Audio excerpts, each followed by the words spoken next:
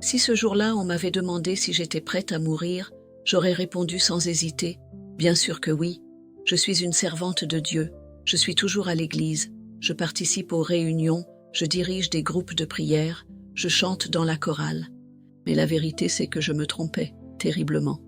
Ce que je pensais être la foi n'était qu'une routine, et ce que je croyais être une intimité avec Dieu n'était que de la religiosité déguisée. Je m'appelle Élise Martin, j'ai 66 ans. J'ai grandi dans un foyer chrétien traditionnel, fille d'un pasteur baptiste, avec la Bible posée sur la table de la cuisine et des prières avant de dormir. Pendant des décennies, j'ai été ce que beaucoup qualifieraient de pilier de l'Église. Je suis devenue veuve jeune à 50 ans et je me suis accrochée encore plus aux engagements de l'Église pour ne pas sombrer dans la tristesse, mais sans m'en rendre compte, j'ai transformé ma dévotion en performance. J'ai commencé à vivre en façade et je n'ai même pas remarqué à quel point mon cœur s'était refroidi. Chaque semaine, je remplissais mon rôle. J'étais là avec un sourire aux lèvres, la Bible sous le bras et des réponses prêtes au bout de la langue. Mais à l'intérieur, le silence était assourdissant. Je ne priais plus comme avant, je ne pleurais plus en présence de Dieu et je ne ressentais plus cette flamme qui avait un jour embrasé ma poitrine. Pourtant, extérieurement, personne ne s'en apercevait, ni mes enfants, ni mon pasteur, ni moi-même. Au fond, je pensais, je fais tout bien. Dieu doit être satisfait de moi. Mais la vérité, c'est que j'avais remplacé la présence par le service, la voix de Dieu, par mon agenda de rendez-vous, l'intimité par la visibilité, et cela m'a détruite peu à peu. Sauf que je ne l'ai réalisé que trop tard, le jour où je suis morte. Ce matin-là, tout semblait normal. Je me suis réveillée tôt comme d'habitude. J'ai mis ma robe à fleurs, coiffé mon chignon, lu un passage des psaumes juste pour ne pas dire que je n'avais pas lu, et je suis sortie pour une nouvelle visite de l'équipe d'intercession. Mais au fond, mon esprit était sec. Je ne ressentais plus rien. La prière que j'ai faite ce jour-là était répétitive, vide, et mon cœur était distant par rébellion, mais aussi par fatigue, par froideur, par négligence. Quand mon corps s'est effondré sur le sol de cette maison, la surprise a été générale. On a dit que c'était un arrêt cardiaque rapide, silencieux. Personne ne s'y attendait, pas même moi. Mais à ce moment précis, quelque chose de bien plus profond s'est produit, quelque chose qu'on ne perçoit pas avec les yeux naturels, quelque chose qui m'a fait prendre conscience de ce que j'étais devenue et de ce que j'avais cessé d'être. C'est à ce moment-là que j'ai commencé à comprendre que, même en étant à l'église, mon esprit était déjà loin de Dieu depuis longtemps. Tu sais, je n'ai jamais nié ma foi, je ne me suis jamais éloignée, je n'ai jamais cessé d'aller au culte, mais j'ai arrêté d'écouter la voix, de chercher, de me remettre en question. Et quand la présence est partie, je ne m'en suis même pas rendu compte. J'ai continué à chanter, j'ai continué à prier, j'ai continué à agir comme une femme remplie de l'esprit. Mais je n'étais qu'un écho, une ombre, une fiancée qui avait laissé son fiancé l'attendre à l'autel. Et si aujourd'hui était ton dernier jour de vie, serais-tu prête? Je pensais l'être jusqu'à ce jour-là, jusqu'à cet instant, jusqu'à cette rencontre qui a tout changé. Tout est allé si vite et en même temps, il semblait que le temps s'était arrêté. J'étais là, assise sur le canapé du salon d'une sœur de l'église, écoutant un autre récit de maladie, une visite typique de soutien, un moment classique de compassion chrétienne. La femme pleurait, disant qu'elle avait le sentiment que Dieu s'était tu avec elle. Et moi, la main sur son épaule, je prononçais des mots que j'avais répétés 1 millier de fois avant. Dieu ne t'abandonne jamais, sœur. Continue d'y croire. Cependant, pendant que je parlais, mon cœur était complètement indifférent, vide. C'était comme si mon âme s'était déconnectée de ces paroles depuis des années déjà. Et c'est à ce moment précis que tout a basculé. J'ai ressenti des picotements dans le bras gauche. Je pensais que c'était juste de la fatigue. J'ai essayé de me lever pour prendre un verre d'eau, mais mes jambes ont flanché, un poids étrange sur ma poitrine. Ma respiration se faisait courte et une chaleur inhabituelle monta à mon visage. J'ai encore tenté d'appeler quelqu'un, mais aucun mot ne sortait, juste le silence et l'obscurité. Tout s'est assombri autour de moi, mais ma conscience ne s'est pas éteinte. Au contraire, elle était plus vive que jamais. J'avais l'impression de tomber, mais pas vers le bas. C'était comme si j'étais attirée loin au dehors vers un endroit où le temps n'existait pas. Mon corps est resté immobile, mais j'étais encore vivante à l'intérieur, pensant, ressentant, observant, avec un étrange mélange de peur et de lucidité. Je me souviens du bruit, une sirène au loin, des voix criant mon nom, quelqu'un qui me secouait, mais je n'arrivais plus à réagir. C'est alors que je me suis vue hors de mon corps, littéralement. C'était comme si j'avais été arrachée à mon propre corps. Et là, j'étais, flottant à un peu plus d'1 mètre du sol, observant la scène. Mes yeux ont vu ce qu'ils n'avaient jamais vu. Mon corps étendu sur le canapé, la sœur de la maison en larmes tentant de me réanimer, un frère appelant à l'aide au téléphone, et moi, là, à regarder tout cela sans pouvoir intervenir. À ce moment précis, le désespoir m'a envahi, car je savais que ce n'était pas un simple évanouissement. Je savais que ce n'était pas juste une crise de tension. C'était quelque chose de plus grave, de plus définitif. Et la question qui s'est imposée à moi était cruelle. C'est ça? Je suis morte? Un froid m'a parcouru l'âme.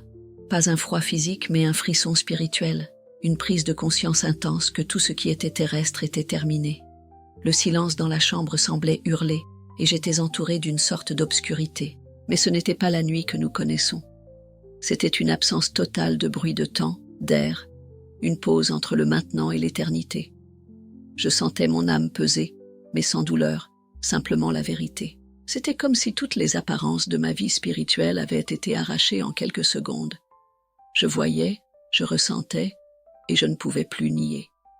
Je m'étais éloignée de Dieu. Et malgré ma présence assidue à l'église, mon lien avec le ciel s'était rompu depuis longtemps.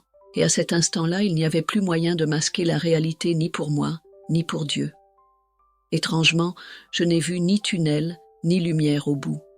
J'ai vu ma propre réalité spirituelle à nu. J'ai vu ce que j'avais ignoré pendant des années.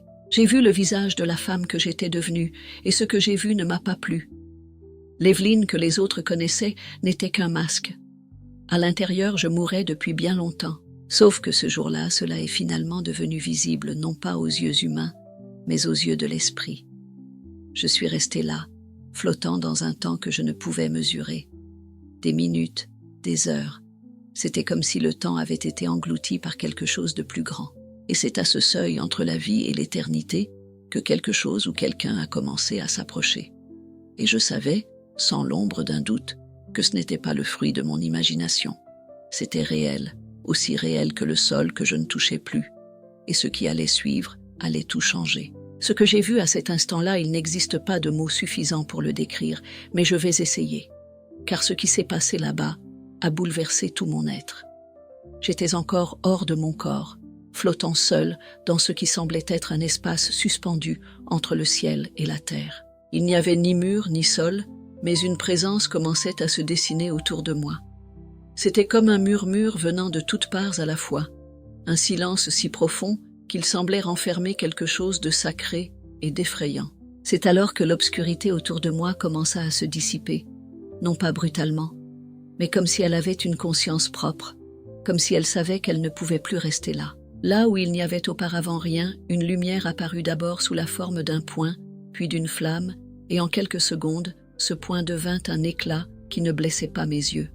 Au contraire, cette lumière m'attirait, m'enveloppait, me purifiait. Et là, au cœur de cette lumière, une silhouette apparut. Il ne prononça pas son nom. Il n'en avait pas besoin. Mon esprit l'avait reconnu avant même que je puisse réagir. C'était Jésus, mais pas celui des peintures ou des films. Pas le Jésus de mon enfance représenté dans les pages jaunies de la Bible illustrée. Sa présence était majestueuse, intense, sacrée, indiscutable. Je ne l'ai pas vu avec mes yeux physiques, je l'ai vu avec mon esprit. Chaque fibre de mon être savait, là se tenait le Fils de Dieu. Il était enveloppé d'une gloire incommensurable. Son visage ressemblait à l'aube. Ses yeux, oh, ses yeux. Il ne se contentait pas de regarder, il traversait. C'était comme s'il avait, en me fixant, accédé à tout ce que j'étais, tout ce que j'avais été, tout ce que j'avais pensé, tout ce que j'avais caché, et même ce que j'avais essayé de cacher à moi-même. Pourtant, il n'y avait aucune condamnation dans ce regard. Il y avait de la tristesse, un amour blessé, de la compassion. J'ai essayé de parler, mais aucun son ne sortit, car au fond je savais déjà ce qu'il allait dire.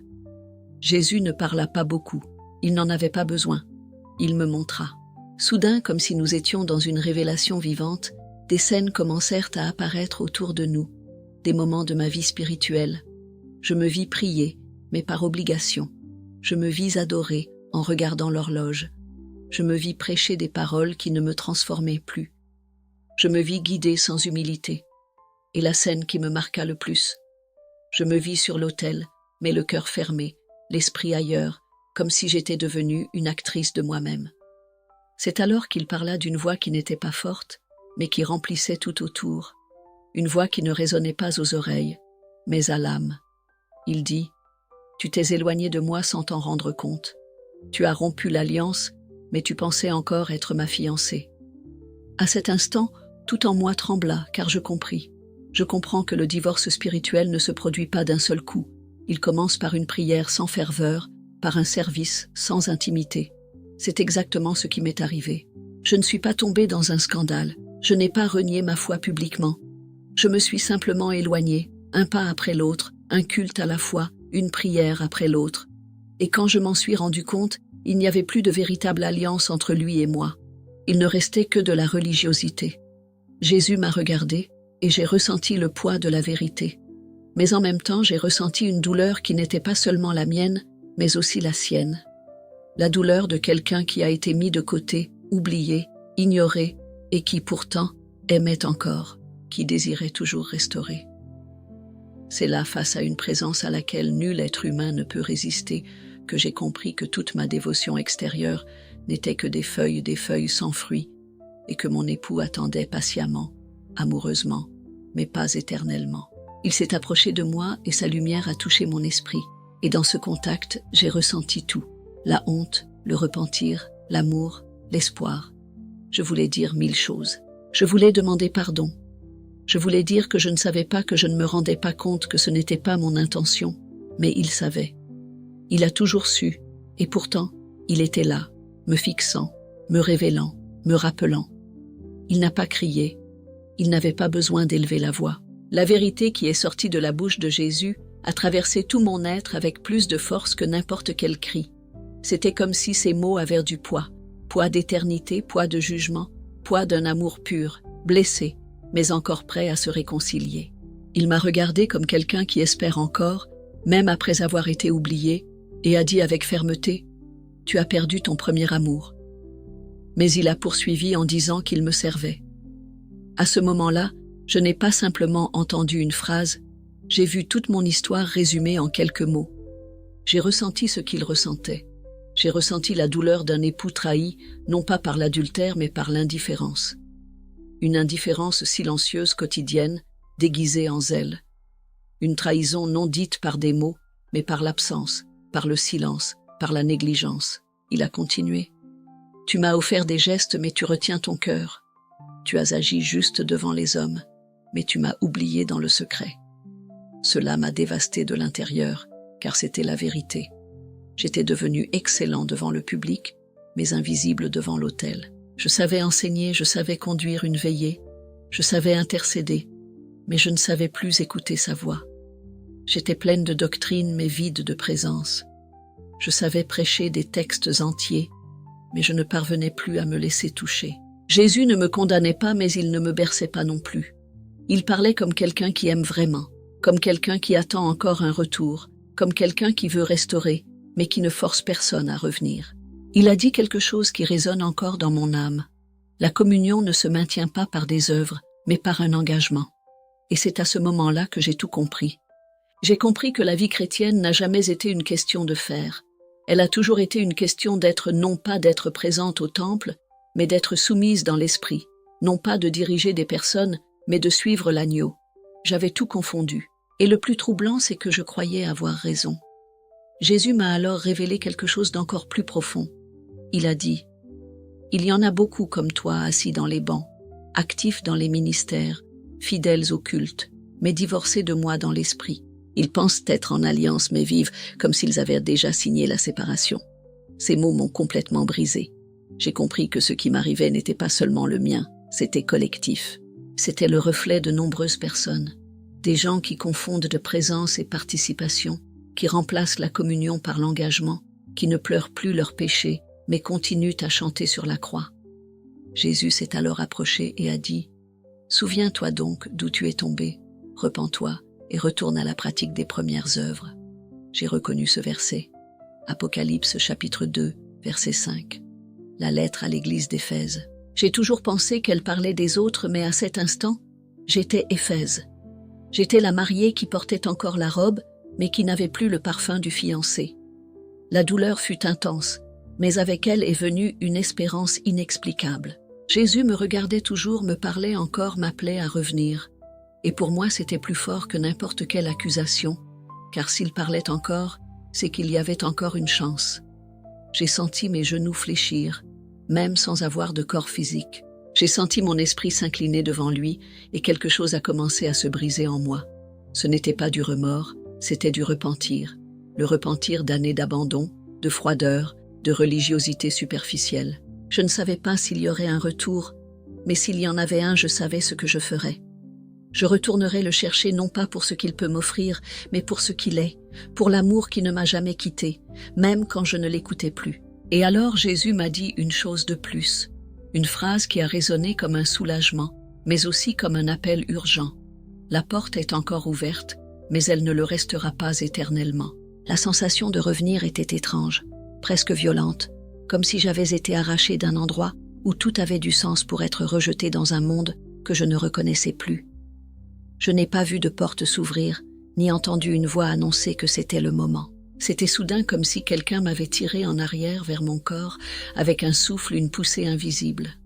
Et alors le poids de la chair m'a enveloppé de nouveau, lourd, limité, étrange. Le corps que je connaissais depuis des décennies semblait désormais trop étroit pour contenir l'âme qui avait touché l'Éternel. J'ai ouvert les yeux lentement. La lumière blanche de l'hôpital m'a ébloui quelques secondes. Les voix étaient étouffées. Un moniteur bipait près de ma tête. L'infirmière a appelé le médecin. « Elle revient », a dit quelqu'un. Mais j'étais déjà là. Pas complètement. Mon corps était revenu, mais mon esprit, mon âme, mon cœur était encore à l'endroit où j'avais été. Et, à l'intérieur, je tremblais. Je ne pouvais pas parler non par manque de force, mais à cause du poids. Le poids de la conscience, le poids de ce que j'avais vu, le poids de savoir que tout ce que je pensais de moi-même avait été démantelé, comme quelqu'un qui a passé sa vie à croire qu'il savait qui il était et qui, soudain, se retrouve devant un miroir sans reconnaître son propre visage. Les médecins ont dit que j'avais eu un grave épisode, un arrêt cardiaque soudain. Selon eux, c'était un miracle que j'ai survécu. Ils ont employé de jolis mots comme « récupération extraordinaire » et « réponse rapide ». Mais au fond de moi, je savais que ce n'était pas un simple retour. C'était un appel, une alerte, un sauvetage. Dans les jours qui ont suivi, pendant que je me remettais physiquement, une autre bataille a commencé. Une lutte silencieuse entre ce que j'avais vécu et ce que le monde autour de moi pouvait accepter. Comment expliquer que j'avais vécu une rencontre avec Jésus? Comment raconter qu'il m'avait révélé que ma foi n'était qu'une façade? Que, même à l'église, j'étais déjà déconnectée spirituellement de lui? J'ai essayé de commencer avec les personnes les plus proches, une amie de l'église, celle qui avait toujours prié avec moi. Quand je lui ai dit que j'étais morte et que j'avais vu Jésus, ses yeux se sont illuminés d'émotion. Mais dès que j'ai commencé à raconter ce qu'il m'avait révélé, son expression a changé. Elle a souri poliment, mais est restée silencieuse et n'a plus jamais abordé le sujet. Avec mes enfants, c'était pire. Ils m'ont écouté attentivement, mais leur regard en disait long. « Tu as dû rêver, maman. » Et je comprends. Ils n'étaient pas là, ils n'ont rien entendu, ils n'ont rien vu. Mais moi, je l'ai vu. Et même si personne ne me croit, je ne peux pas ignorer ce qui m'a été montré. Dans les premières semaines, j'ai essayé de garder tout cela pour moi. Je me suis dit, mieux vaut ne rien dire. Ils vont penser que je dramatise, que j'invente, que ce n'était qu'un délire. Mais le problème, c'est que le silence fait plus mal que le doute des autres, car à l'intérieur de moi, il y avait une urgence, un poids de responsabilité, comme si se taire était une nouvelle façon de nier celui qui m'avait donné une seconde chance. Et en même temps, j'éprouvais une honte, oui, une honte d'admettre que j'avais eu tort, que moi, Élise Martin, active dans l'œuvre, exemple pour beaucoup, m'étais perdue en moi-même. L'orgueil essayait de me faire taire. Il me disait « Reste tranquille, personne n'a besoin de savoir. Toi et Dieu, ça suffit. » Mais l'esprit en moi disait autre chose. Tu as été épargné pour parler, pour alerter, pour ramener ceux qui, comme toi, pensent être debout, mais qui sont déjà tombés sans s'en rendre compte. Alors j'ai commencé à écrire non pas dans l'intention de convaincre, mais de témoigner. J'ai commencé à raconter mon histoire à qui voulait l'entendre, et à chaque mot, quelque chose en moi se reconstruisait. Ce n'était pas facile. Certaines personnes se sont éloignées, d'autres sont restées silencieuses.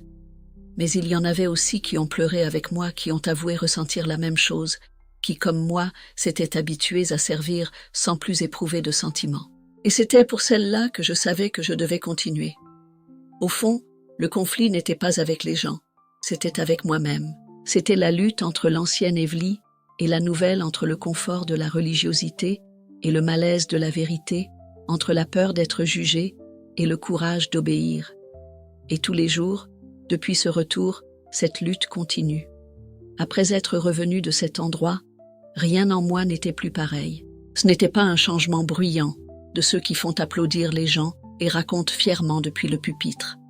C'était silencieux, profond et invisible aux yeux des humains, mais criant devant Dieu. Je ne voulais plus faire les mêmes choses de la même manière. Je n'y arrivais plus. La vieille Evely, celle qui se contentait des apparences, des responsabilités ministérielles, des routines vides, cette femme ne m'a pas suivie. Elle est restée là, dans cette salle d'hôpital, dans cette obscurité où mon âme a été confrontée. J'ai passé des jours en silence à pleurer, à prier sincèrement. Pas les prières récitées que je connaissais si bien, mais celles qui naissent d'un vrai repentir. Je me suis agenouillée, non par habitude, mais par nécessité. Je me suis déversée comme je ne l'avais pas fait depuis longtemps. J'ai demandé pardon non pour les choses que les autres pouvaient voir, mais pour celles que personne ne savait, même pas soupçonnait. Pour celles que je cachais même à moi-même. Pour les fois où je les remplaçais par des titres, des postes, des activités. Et Jésus, il n'a pas détourné le regard. Il m'a accueilli de nouveau. Tu sais, je pensais que j'allais vivre le reste de mes jours avec ce vide déguisé en service, que je vieillirais à faire ce que j'ai toujours fait, sans passion, sans fin, juste en accomplissant une fonction. Mais il m'a donné une chance de recommencer. Et ce recommencement pour moi ne consistait pas à faire plus. Il s'agissait d'être à lui de nouveau, intimement, totalement. J'ai échangé le micro contre la chambre secrète, les applaudissements contre la larme cachée.